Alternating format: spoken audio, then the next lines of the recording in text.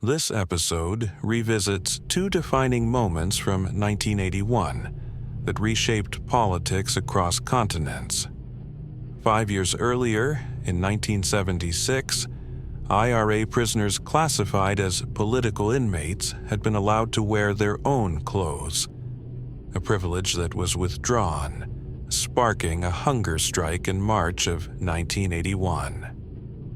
The strikers pressed 5 demands: the right to wear prison clothes, the right to refuse prison work, freedom to associate with fellow inmates and to pursue educational and recreational activities, access to 1 visit, 1 letter, and 1 parcel per week, and the restoration of remission lost through protest.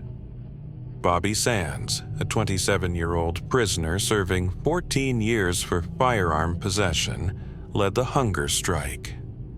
About a month into the protest, a by-election was held in the United Kingdom after a member of Parliament died, and Sands was elected to Parliament. Sands died on May 5, 1981, after 66 days without food, and his funeral drew more than 1,000 mourners. On October 3rd, the government granted the IRA prisoners the right to wear their own clothes and approved 3 other demands, though the demand to continue prison work remained rejected. 10 men died during the strike, 6 joined but later stopped, while 7 remained starving when the strike was called off. The hunger strike profoundly affected United Kingdom politics, helping Sinn Féin become a broader, more accepted political presence. On October 6th, during a military parade in Cairo, 62-year-old President Anwar Sadat was assassinated when attackers hurled grenades and opened fire. The assault left 10 other people dead and 28 injured. American President Ronald Reagan and 3 former presidents, Richard Nixon, Gerald Ford, and Jimmy Carter, were scheduled to attend Sadat's funeral on October 8th. The 3 former presidents flew together to Washington, while the sitting president traveled separately to Cairo. About 6 months after the assassination, 6 people who took part were executed on October 9th, 1981. The Rolling Stones staged the first of 2 Los Angeles Coliseum shows, with 3 opening acts: George Thorogood and the Destroyers, the Jay Gales Band, and Prince. Prince played 3 songs before being booed off stage as the crowd hurled trash. At the time, Prince Rogers Nelson was modestly successful, having released 3 albums and a 4th imminent. A few months earlier, in February 1981, he performed on Saturday Night Live, but Rolling Stone fans did not embrace him. The other 2 opening acts were better received. Prince would go on to become one of his generation's most successful musicians, selling over 150 million records and winning 7 Grammys. He also won an Academy Award for Best Original Song Score for Purple Rain. On April 21, 2016, the 57-year-old Prince died of an accidental overdose on October 15, 1981. The number 1 song was Arthur's Theme, Best That You Can Do, by Christopher Cross. The number 1 movie was Burt Reynolds' comedy Paternity, released in October 1981. 30-year-old Sonia Herc Stone lived in Carmel-by-the-Sea, California, in 1981, a coastal city with about 4,700 residents. Born in Montreal, Quebec, she moved to California in the early 1970s. In 1976, she married Michael Stone and had a daughter named Sasha. The couple later separated. In 1981, Sonia worked as a Levi Strauss sales representative, and Sasha was 4 years old. On the morning of October 15, 1981, Sonia dropped Sasha at preschool and returned home. Sonia's friend Caroline McBride, a real estate agent, was in the neighborhood, saw Sonia's car in the driveway and stopped by. She knocked, but there was no answer, and she noticed something heavy blocking the door. She managed to open the door a crack and saw Sonia's bare legs, so she fled to her car and called the police. Inside the front door lay the body of Sonia Herc Stone, only wearing her jacket, bra, and shirt, with pantyhose wrapped tightly around her neck. It was determined she had been raped and strangled, and there were no signs of a break-in. The back door was unlocked, and Sonia's purse lay nearby. Investigators surmised the killer entered through the back door and surprised Sonia as she came home. After dropping off her daughter, Sonia returned home only to be attacked and killed. He knelt over her, face to face, as he strangled her, and Sonia fought for her life. A broken fingernail on her left ring finger suggested she scratched her killer during the assault. The police interviewed Caroline McBride, who had found the body. She said that shortly before the murder, Sonia began receiving strange phone calls, with the caller hanging up as soon as she answered. Sonia also felt she was being watched. McBride recalled one night when they heard someone outside in the bushes, and the footsteps sounded incredibly loud, reminiscent of Bigfoot to her. Detectives asked McBride who she thought might have killed Sonia. She suspected Sonia's estranged husband, Michael Stone, and she claimed Sonia had told her Michael was sexually abusing their daughter, Sasha. In May 1980, a doctor examined Sasha and spoke with her, determining there had been no sexual abuse. Nevertheless, the police believed that even if Michael had not abused his daughter, he could have been angered by the accusation. Michael was interviewed, and the police felt he was uncooperative. Investigators then tried to place him near the crime scene around the time of the murder. They began questioning neighbors about 23 hours after the body was discovered. They went to the house across the road, which they had visited the day before, but no one was home. They found the resident in the backyard working on his boat. Two observations stood out. From the boat, he could see Sonia's house, and the man was muscular, clearly a bodybuilder, wearing a paper mask on his face. The detectives introduced themselves and asked him to remove the mask. He complied. They were drawn to his right cheek, a 4-inch scratch from under his right eye to the bottom of his jaw, continuing down his neck but fading. This was notable because Sonia had a broken fingernail on her left hand, so if she had scratched her killer, the marks would be on the killer's right side. The man introduced himself as 25-year-old Michael Glasbrook, who with his wife had recently moved into the neighborhood. Glasbrook was asked if he had seen anything unusual on the morning of the murder. He replied that he had been working on his boat until 10 o'clock. After visiting his parents, he did not return home until late in the day and offered no explanation for anything out of the ordinary. The detectives pressed him about a mark on his face, and he said that on the night Sonia Stone was killed, he was cutting plexiglass when a shard tore his cheek.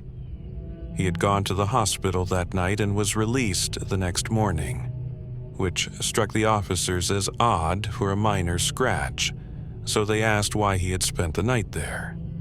He changed his story, insisting the hospital visit occurred that very morning. They noted the scratch seemed to have been made in a downward stroke. If a flying piece of plexiglass had struck him, the wound would more likely show an upward stroke. The detectives asked to see the garage, and Glasbrook agreed. They found no blood on the plexiglass or in the garage, which deepened the suspicion surrounding him. The other suspect, Michael Stone, had an alibi for the murder window. A review of records revealed that Glasbrook had outstanding traffic warrants for failing to appear in court, So, a few days after the interview, they arrested him on those warrants. In custody, they sought a photograph of the scratch on his cheek and urged him to discuss Sonia Stone's murder. He agreed to take a polygraph test and failed. Confronted with the results, he was asked what he would say if his fingerprints were found inside Sonia's home. He admitted having been there that morning and claimed he had been having an affair with Sonia, saying he had left around 10 o'clock and that she was alive then. None of Sonia's closest friends supported the notion of an affair with Glazebrook. The police knew Sonia had scratched her attacker under the nails and that human tissue might be present. They could only test for blood type, which matched Glazebrook. They interviewed friends and family of Glazebrook, and a former lover recalled him telling her he had been at Sonia's house on the murder morning. In 1982, nearly 10 months after the crime, Glazebrook was charged with murder. The district attorney believed the case looked solid. Sonia had scratched her killer. Glazebrook bore a scratch on his face, and the killer's blood type matched his. Yet Glazebrook's story proved inconsistent, with initial claims of a self-inflicted cut and a hospital stay on the day of the murder, followed by statements that the hospital visit occurred the morning of questioning. He first said he did not know Sonia, then claimed they had a sexual relationship, and he later admitted being in Sonia's home that morning. Before the trial, the prosecution's case suffered a setback when the judge ruled that the interrogation could not be admitted as evidence because it had been conducted during an arrest for traffic warrants rather than specifically for the murder. The trial began in 1983, with the prosecution arguing that Glazebrook probably worked on his boat when Sonia returned home after dropping off her daughter, then entered through the back door and attacked her during a brief stop at home before work. Another complication arose.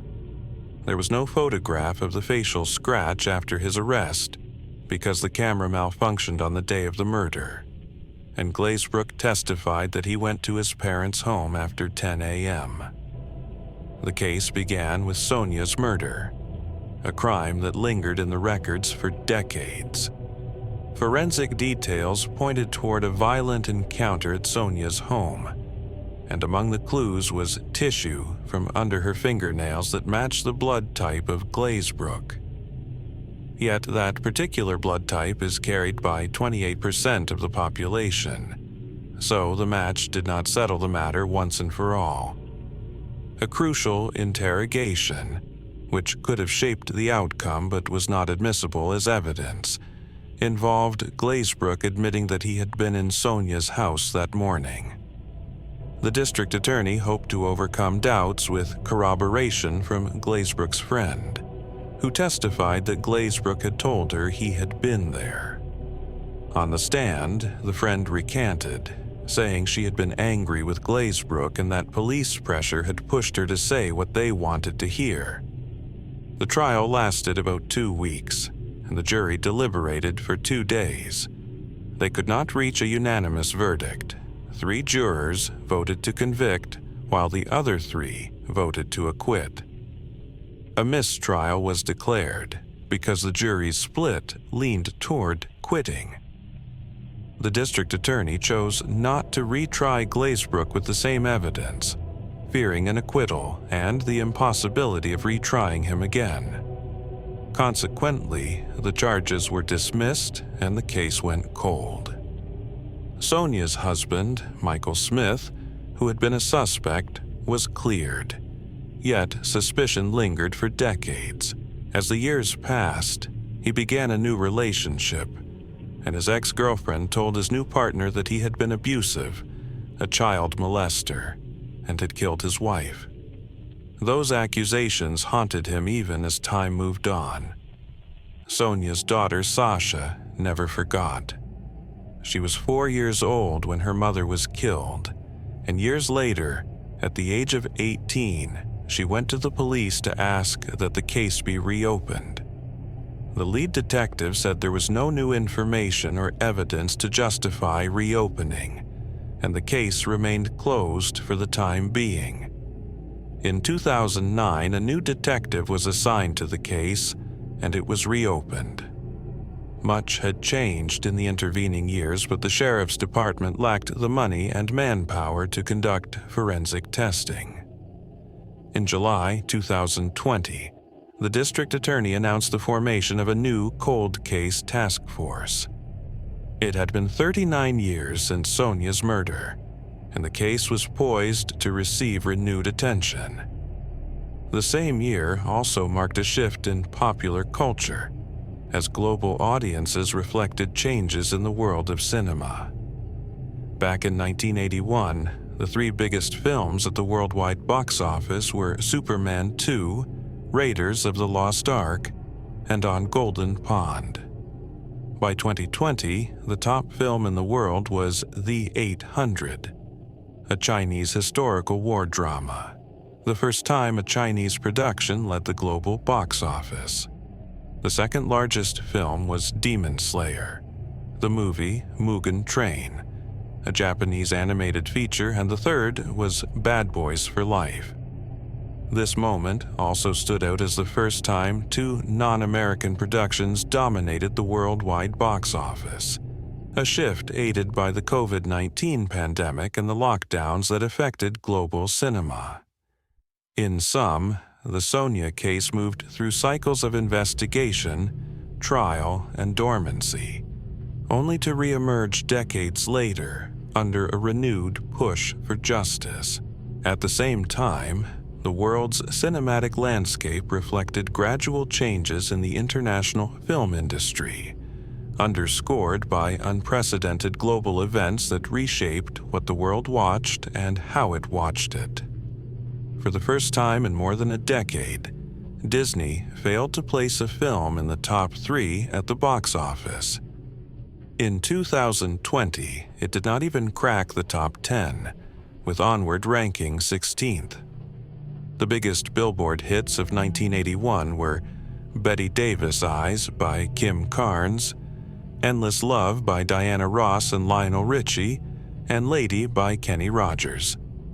In 2020, the top 3 were Blinding Lights by The Weeknd, Circles by Post Malone, and The Box by Roddy Ricch. The 1981 debuts included Hill Street Blues, Dynasty, and The Smurfs. In 2020, Bridgerton, Celebrity IOU, and Ted Lasso led the new shows. Notable books published in 1981 included A Light in the Attic by Shel Silverstein, Red Dragon by Thomas Harris, the first to feature Hannibal Lecter, and Scary Stories to Tell in the Dark by Alvin Schwartz. In 2020, The Vanishing Half by Britt Bennett, A Promised Land by Barack Obama, and Suzanne Collins' prequel, The Ballad of Songbirds and Snakes were among the popular reads. In 1981, the era saw the patent for the first color ID issued. The IBM personal computer became available, and dogs could snack on kibbles and bits. Act 2 popcorn appeared, and Prego sauce could be purchased for the first time. 2020 introduced the Xbox Series X and Series S, along with AirPods Max. COVID-19 vaccines were developed as lockdowns closed dine-in options, pushing people toward drive-through and takeout at fast food chains. Hungry customers were lured by whimsical offerings, such as KFC's glazed donuts chicken sandwich, McDonald's spicy nuggets, and Dunkin's spicy ghost pepper donut. Soon after the task force formed in July 2020, evidence from Sonia's case was sent for DNA testing.